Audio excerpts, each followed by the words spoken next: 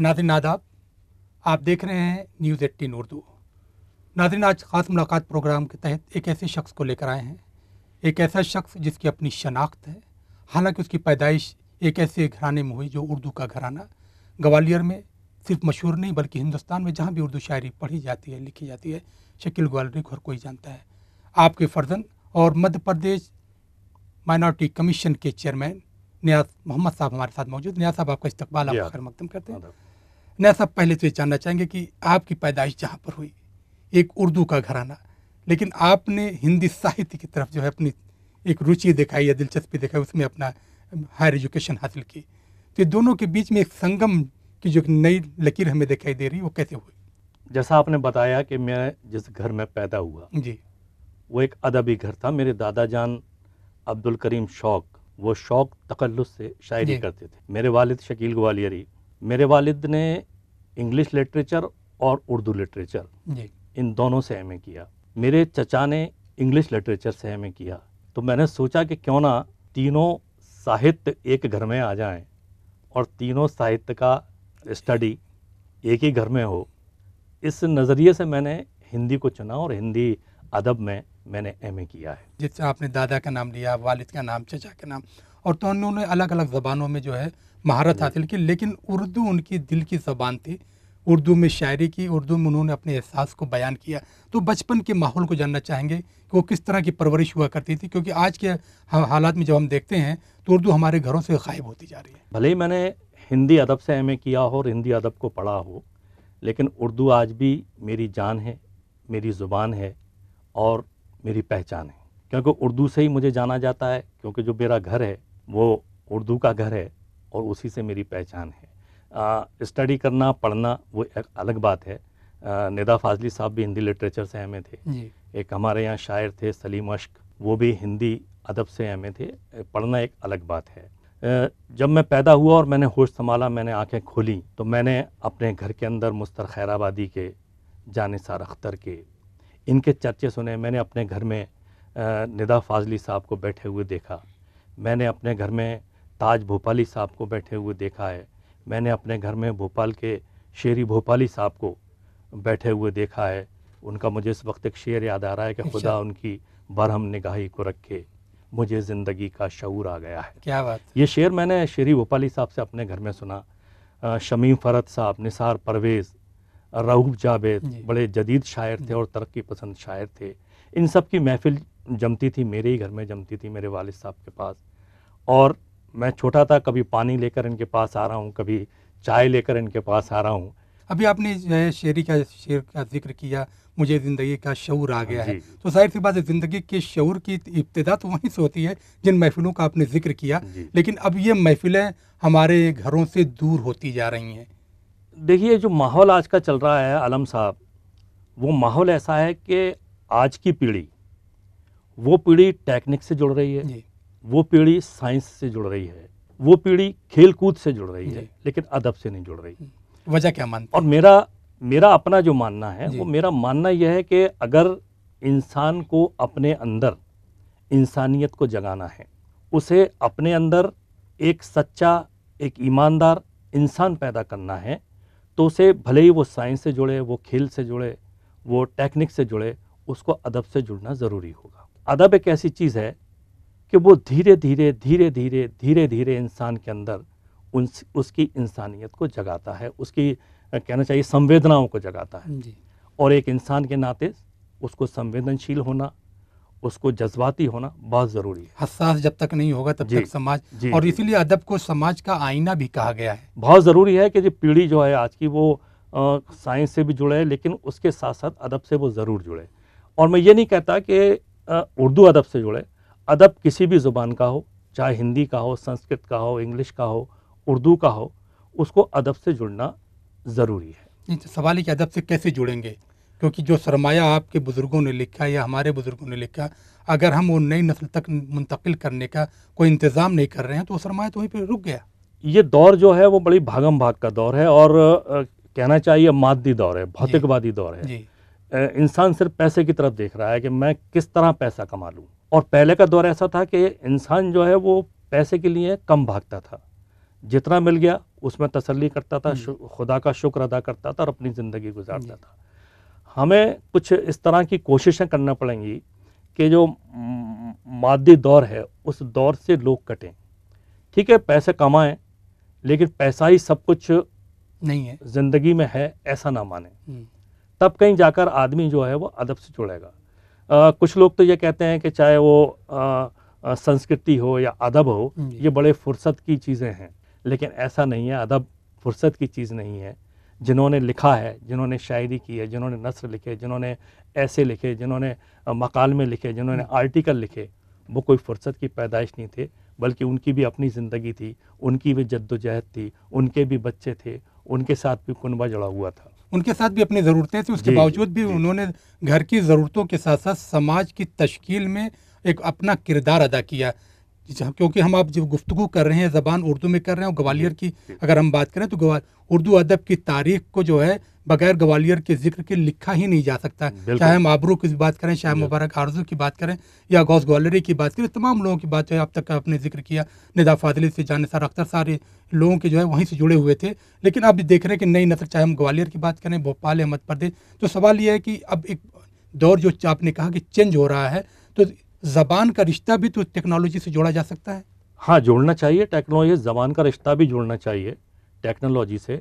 और ये जो गिरावट आ रही है अदब के लिए, जो गिरावट आ रही है, वो सिर्फ उर्दू अदब में ही नहीं आ रही, बल्कि मैं समझता हूँ कि वो हिंदी अदब में भी वो गिरावट आ रही है। आज नए कवि, जी। नए लेखक पैदा नहीं हो रहे हैं। जिस तरह उर्दू में नए शायर पैदा नहीं हो रहे, नए राइटर पैदा नहीं हो रहे, उस तरह हिंदी अदब में भी अब नए कवि और लोग पैदा नहीं हो रहे हैं। वो एक अलग बात है, मंचीय कुछ पैदा हो जाए, एक चमत्कार सा कुछ कर दिया और ताली बज गई, वो एक अलग मसला है। लेकिन जिसको अदबी शायरी कहते हैं या जिसको साहित्यिक कविता कहते हैं, वो कहने वालों का आज टूटा है। आपने मुशायरे का जिक्र किया। मुशायरे में चंद शेर पढ़कर शोहरत हासिल करना और अदब में एतबार हासिल करना दोनों अलग अलग बातें हैं। यहाँ पे एक सवाल हम और जानना चाहेंगे, क्योंकि आपने अपने दादा का जिक्र किया, दादा के बाद वालिद का, चचा का जिक्र किया। इन लोगों ने अदब की खिदमत की और जो शायरी लिखी है हमारी मध्य प्रदेश की उर्दू अदब की जब बात करते हैं तो एक अहम सरमाए में शुमार किया जाता है। क्या आपके दिल में कभी ये बात नहीं आई कि हमारे बुजुर्गों का जो ये सरमाया है ये हम आइंदा नस्लों तक कैसे ले जाएं? इस सवाल का जवाब जानेंगे एक छोटे से ब्रेक के बाद। जाएगने देखते रहिए नियाज़ मोहम्मद साहब के साथ हमारी खास मुलाकात।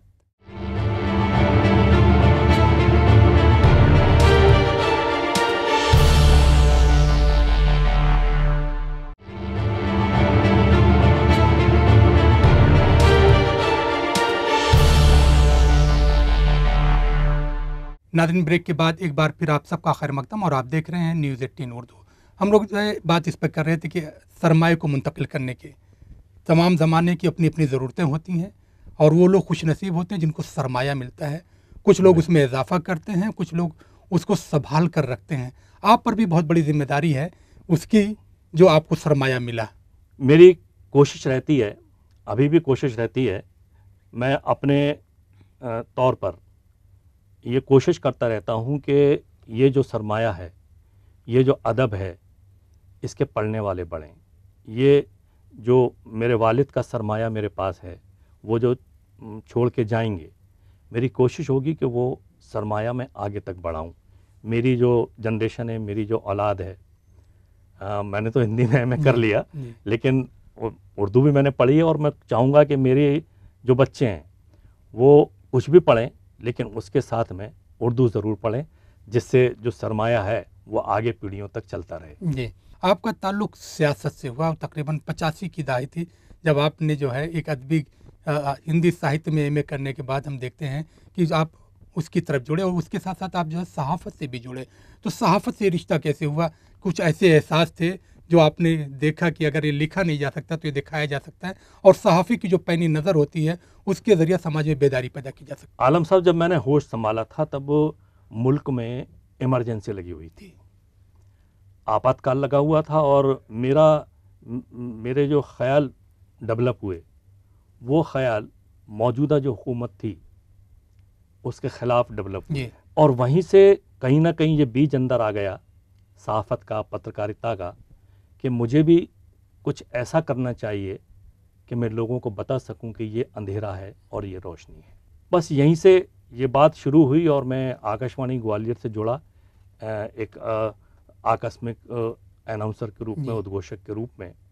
वो सिलसिला मेरा करीब 20 साल चला। मैं 1987 में मैंने आकाशवाणी ज्वाइन की और 2007 तक जब मेरी मसरूफियत बढ़ गई तो मैंने फिर आकाशवाणी जाना बंद कर दिया। उसके बाद मुझे जो दूरदर्शन मध्य प्रदेश का ग्वालियर स्टूडियो है, उसके डायरेक्टर ने बुलाया कि यार तुम आकाशवाणी नहीं जाते तो यहाँ थोड़ा बहुत कुछ कर लिया करो। तो मैंने वहाँ एंकरिंग करना शुरू कर दी। तो वहाँ एंकर का काम एक सहाफ़ी का काम होता है, एक पत्रकार का काम होता है। उस तौर पर मैंने उस काम को अंजाम दिया और मेरे अंदर जो बात थी, मैंने बताया कि मैं लोगों को रास्ता दिखा सकूं कि अंधेरा किधर है, रोशनी किधर है, सच्चाई किधर है, झूठ किधर है। वो सारी बातों को लेकर मैं इन सब चीज़ों से जुड़ा। जी, आपने 77 का जिक्र किया, इमरजेंसी का जिक्र किया। वो ज़माना कुछ और था, आज ज़माना कुछ और है। क्या फ़र्क महसूस कर रहे हैं सहाफ़त में? देखिए, फ़र्क तो बहुत आया है उस दौरान में। उस वक्त जो सहाफ़त थी वो एक मिशन के तौर पे की जाती थी। उस वक्त की पत्रकारिता पूरे ईमानदारी से और ये मानकर किया जाता था कि हमारा मिशन है, ये हमारा एक एम है, हमारा अपना अहद है, हमारी अपनी प्रतिज्ञा है। लेकिन अब धीरे धीरे वक्त बदला है और जो मादी दौर आया, उस मादी दौर ने इस सहाफ़त को भी मुतासिर किया है। साफ़ी भी उस मादी दौर से मुतासिर हुए हैं और उनके लिए एक मिशन, उनके लिए एक अहद, उनके लिए एक प्रतिज्ञा वो दोयम दर्जे पर आ गई है और पहले दर्जे पर, जैसा कि सबके साथ है, पैसा पहले दर्जे पर आ गया जी, तो हम ये जानना चाहेंगे फिर ये सहाफ़त के साथ साथ फिर आपने भारतीय जनता पार्टी से जो है आप जुड़े, यूथ विंग की है उससे, तो ये सहाफ़त के साथ साथ सियासत कैसे जुड़ा हो गया? देखिए साहब, ये चीज़ें अलग अलग नहीं हैं। अगर आप समाज के लिए कुछ करना चाहते हैं, समाज को एक दिशा देना चाहते हैं, समाज को एक रोशनी देना चाहते हैं, तो वो रोशनी आप किसी भी मंच से दे सकते हैं, किसी भी स्टेज से दे सकते हैं। लेकिन सहाफ़त में जो आज़ाद ख़याली होती है वो किसी पार्टी से वाबस्ता होने के बाद नहीं रहती। हाँ, ये आप दुरुस्त फरमा रहे हैं, गले में पट्टा पड़ जाता है और हम कहीं ना कहीं बंध जाते हैं। बहुत सी बातें हम कह नहीं पाते क्योंकि जिस दल से हम जुड़े हुए हैं, जिस पार्टी से हम जुड़े हुए हैं, जिस जमात से जुड़े हुए हैं, उस जमात की अपनी एक सोच है, उस जमात की अपनी एक विचारधारा होती है और उससे हम बंधे हुए होते हैं, कमिटेड होते हैं, प्रतिबद्ध होते हैं। आप अपनी जगह बिल्कुल दुरुस्त फरमा रहे हैं। लेकिन जैसा मैंने बताया कि जब मैंने होश संभाला था तो वो दौर इमरजेंसी का दौर था। शायद वो उस दौर में जो ख्यालात बने, वो ख्यालात मुझे भारतीय जनता पार्टी तक ले आए। जी, उसी भारतीय जनता पार्टी ने आपको वक्फ बोर्ड का भी मेंबर बनाया, मदरसा बोर्ड के भी मेंबर बनाया। दोनों जगहों पर आपने काम किया। हम ये देख रहे हैं, चाहे मदरसा बोर्ड की बात करें या वक्फ बोर्ड की, यहाँ पर लिटिगेशन के मामले या नाजायज़ कब्ज़ों के मामले, या मदरसा बोर्ड के हम देख रहे हैं कि बच्चों के रिज़ल्ट जो है वक्त पर आते ही नहीं, वक्त पर इम्तिहान ही नहीं पाते। आपने वहाँ पे काम किया है, बहुत सारे एक्सपीरियंस आपको रहे, क्या वजह मानते हैं? देखिए, बहुत साफ तौर से कहूँ आलम साहब, मदरसा बोर्ड का गठन जिस मकसद से किया गया था, मदरसा बोर्ड उस मकसद को पूरा करने में नाकाम रहा है। हमारे जो रिवायती मदरसे हैं, जहाँ पर भवन भी होता है, जहाँ बच्चे भी होते हैं, यहाँ स्टाफ भी होता है, मदरसा बोर्ड इसलिए बनाया गया था कि हम उनको कहें कि आपके पास सब कुछ है। आपके यहाँ बच्चा 5 साल रहता है, हिफ्ज़ करता है, 3 साल रहता है, हिफ्ज़ करता है, 8 साल रहता है, मौलवी का कोर्स करता है। क्यों ना आप इसको 8वीं तक दुनियावी तालीम भी दे दें और इसके लिए आपको 1 या 2 टीचरों की तनख्वाह दी जाएगी सरकार की तरफ से। लेकिन जो हमारे रवायती मदरसे थे, उन्होंने इसमें कोई इंटरेस्ट नहीं लिया। वजह क्या महसूस की आपने? नहीं, उन्होंने, वो आवाम के पैसे से चलते थे। उन्होंने सोचा कि 6,000 रुपये या 3,000 रुपये के लिए महीने के हम क्यों एक ऐसी आफत मुसीबत अपने मोल ले लें कि आए दिन आदमी खड़ा हुआ है कि बताओ आपके पास कितने बच्चे हैं, बताओ आपके पास पेपर क्या हैं, आपके यहाँ क्या क्या सहूलियतें हैं। शायद इस वजह से लोगों ने उसमें इंटरेस्ट नहीं लिया और इसके नाम पर दुकानें बहुत खुल गईं। तमाम मदरसे जो है वो जगह जगह कुकरमुत्तों की तरह उगाए और जो पैसा था जो सही जगह पर जाना चाहिए था सरकार का, वो पैसा सही जगह पर नहीं गया और जो इस तरह के मदरसे खुले, वो पैसा उन मदरसों तक गया तो जो एक रिज़ल्ट आना चाहिए था, वो रिज़ल्ट निकल के नहीं आया। तकरीबन 7,000 मदरसे रजिस्टर्ड हैं मध्य प्रदेश में और मैं ये समझता हूँ कि जिस कौम के 7,000 स्कूली इंस्टीट्यूशन हों, उस कौम में बस मानने की नहीं होनी चाहिए। निरक्षरता तो खत्म हो जानी चाहिए। जी। लेकिन सवाल ये है कि जब आपने मदरसा बोर्ड की बात की, जैसे आप मेंबर रहे उसके, आप वक्फ बोर्ड के भी मेंबर रहे, 2003 से यहाँ पर भारतीय जनता पार्टी की सरकार है, केंद्र में भी सरकार है। अगर ऐसी चीज़ें हो रही तो इस पर अंकुश क्यों नहीं लग, इस पर रोक क्यों नहीं लग रही है? क्या आप लोगों की जो सिफारिशें हैं उस पर जो ब्यूरोक्रेसी इतनी हावी है कि काम नहीं कर रही? नहीं, इसमें ब्यूरोक्रेसी का मसला नहीं है। हाँ। देखिए, सीधी सीधी बात है, सरकार तो भला करना चाहती है। या इसमें शिक्षा माफियों का हाथ है कि जो उसको करने नहीं देते? हाँ, इसको थोड़ा बहुत कह सकते हैं। सरकार तो भला करना चाह रही है आपका, लेकिन हम खुद ही नहीं चाह रहे कि उस भले का फ़ायदा उठाएं। आपने वक्फ बोर्ड में भी काम किया, उसके मेंबर रहे लंबे वक्त तक जो है, तो हम ये देख रहे हैं कि जो है वक्फ बोर्ड की जो प्रॉपर्टीज है और वक्फ बोर्ड का जो एक्ट, वक्फ का एक्ट है कि हर 20 साल में सर्वे होना चाहिए। हम देख रहे हैं वक्त पे सर्वे भी नहीं होता, जो प्रॉपर्टीज़ हैं उस पर जो है उसी कम्युनिटी के लोग कब्जे कर रहे हैं, हुकूमतों के भी कब्जे हैं, तो हम कैसे इसको छुड़ा सकते हैं? देखिए साहब, मध्य प्रदेश में एक ही विभाग ऐसा है जो 100% 100% एक ख़ास समुदाय के हाथ में, यानी मुसलमानों के हाथ में। उनकी अपनी प्रॉपर्टी हैं, वक्फ प्रॉपर्टी हैं, उनके बाप दादों ने वो वक्फ की हैं। पूरा सरकार ने उनके हाथ में ही सौंप दिया है कि इसकी हिफाजत भी आप करें, इसका मेंटेनेंस भी आप करें, इसकी देखरेख भी आप करें। तो कहीं ना कहीं चूक हमसे ही हो रही है। हम जो उसकी देखरेख कर रहे हैं, शायद हम इतने जागरूक नहीं हैं, इतने बेदार नहीं हैं, या कहना चाहिए कि बेदार होते हुए भी हम सोने का ढोंग कर रहे हैं। आपने कहा बेदार होते हुए सोने का ढोंग करें। आपकी जिम्मेदारियों को देखते हुए ही मध्य प्रदेश हुकूमत ने आपको माइनॉरिटी कमीशन का चेयरमैन बनाया, और जाहिर सी बात ये तमाम शिकायतें आप तक भी आती हैं और अक़लियतों के जो दूसरे मसाइल हैं ये भी आप तक पहुँचते हैं। इस सवाल का जवाब जानेंगे एक छोटी सी ब्रेक के बाद। जाएगा नहीं, देखते रहिए नियाज़ मोहम्मद साहब के साथ हमारी ख़ास मुलाकात।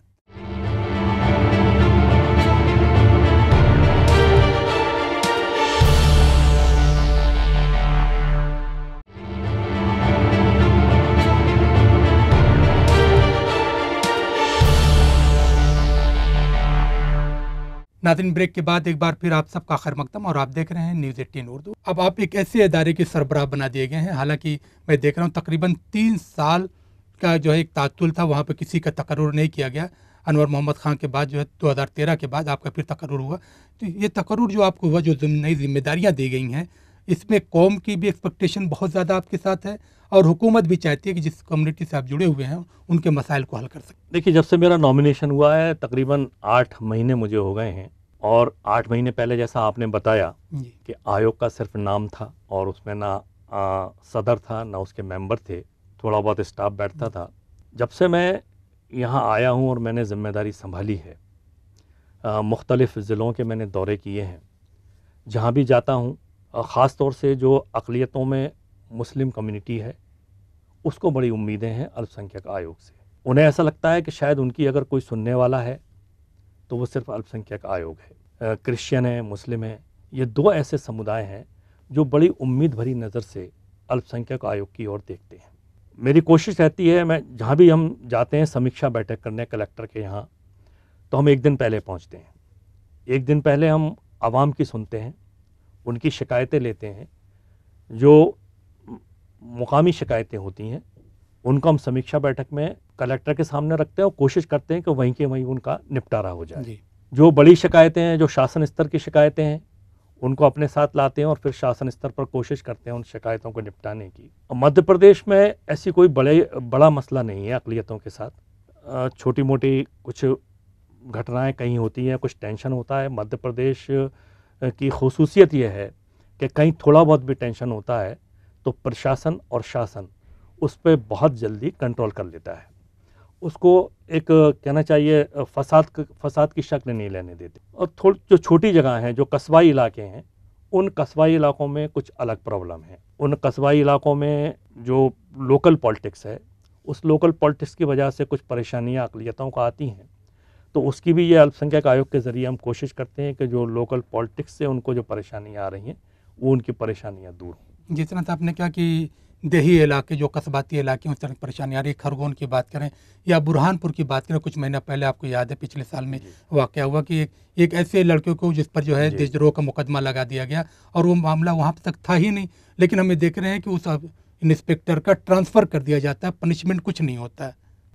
आपने बहुत अच्छा बताया कि उसका ट्रांसफ़र कर दिया जाता है। तो क्या ट्रांसफर तो पनिशमेंट नहीं है? हाँ, पनिशमेंट नहीं है। हम्म, उसको कुछ ना कुछ अनुशासनात्मक कार्रवाई होना चाहिए उसके ऊपर।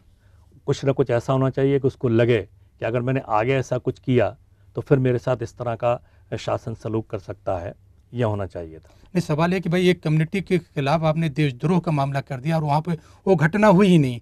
तो सवाल ये कि इस तरह की जो चीज़ें, क्या ये समझा जाए कि अल्पसंख्यक आयोग जो है, माइनॉरिटी कमीशन, ये सिर्फ रिकमेंडेशन कर सकता है, इसके पास अपना एक्शन लेने का कोई पावर नहीं होता है?